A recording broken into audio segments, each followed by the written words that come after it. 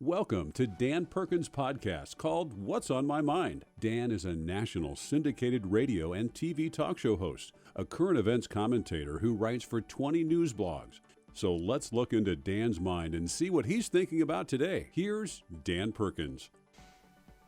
Joe Biden has a funeral to attend, the funeral of the First and Second Amendments. I'm Dan Perkins, and that's what's on my mind. When the Founding Fathers created the Constitution, they outlined the powers and the checks and balances of the powers for the three co-equal branches of the government. One of the decisions among the Founding Fathers was that they did not believe that they could constitutionally create a fourth branch of the government to oversee what the equal branches were doing. So they suggested creating something independent. They believed that by encouraging the news media in the United States to scrutinize the three branches of the government, the people would be represented and told when the elected and appointed branches were going in the wrong direction. For almost 250 years, this non-governmental branch was called the Fourth Estate. The Fourth Estate, or the Fourth Power, refers to the press and the news media in the explicit capacity of advocacy and the implicit ability to frame political issues. Though it is not formally recognized as a part of the political system, it has for almost 250 years wielded significant indirect social influence for the good of the American people. The original idea of the Fourth Estate was to represent people's concerns, expose corruption, bad judgment, and self-dealing by elected and appointed officers and officials of the U.S. government. For the Fourth Estate to work, it had to separate itself from many government operatives and political parties.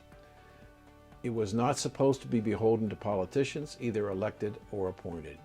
It was, in essence, a representative of the people to investigate the activities of all three branches of the government on an unbiased basis and then report to the people of the nation what they had uncovered. I can't tell you exactly when that changed, but change it has. The mainstream media and social media have lost their objectivity.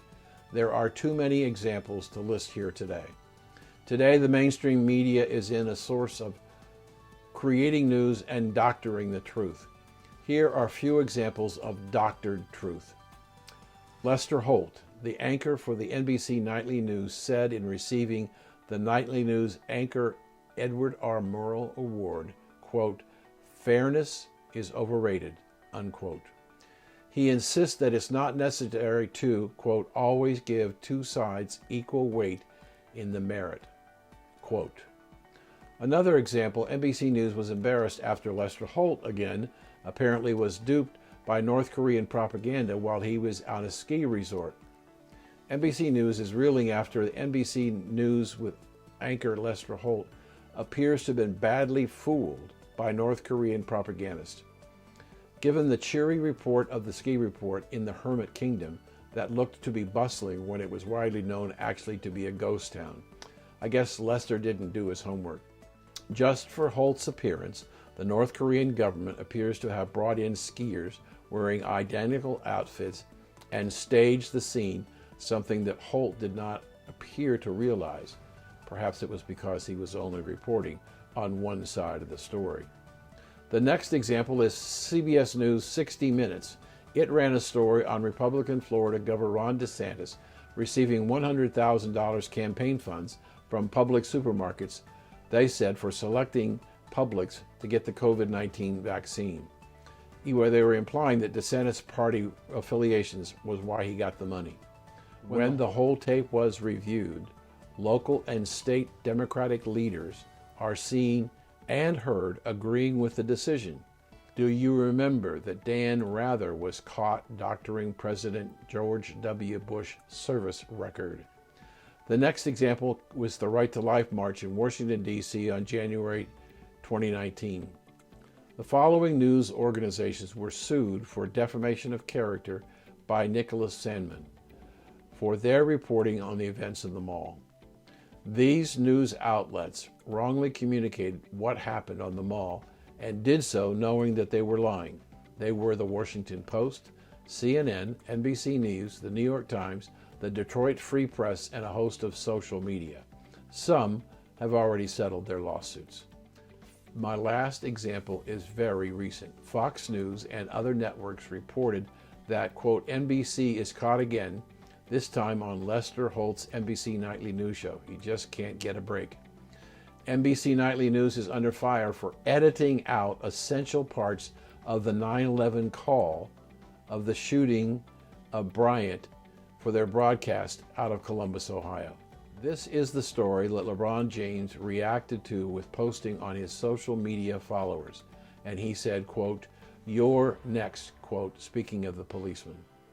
LeBron James has around 51 million followers on Instagram and about 43.4 million on Twitter.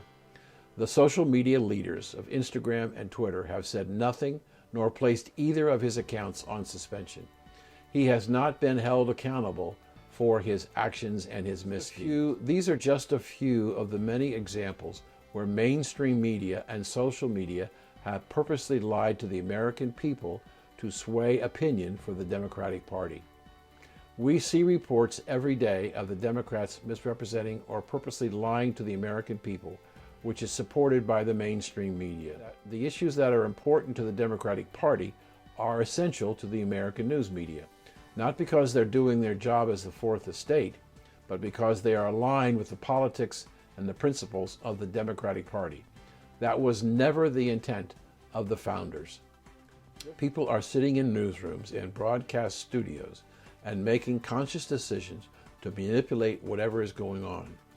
Every time the administration wants to attack what we believe, we are told that if we disagree, we think like racists.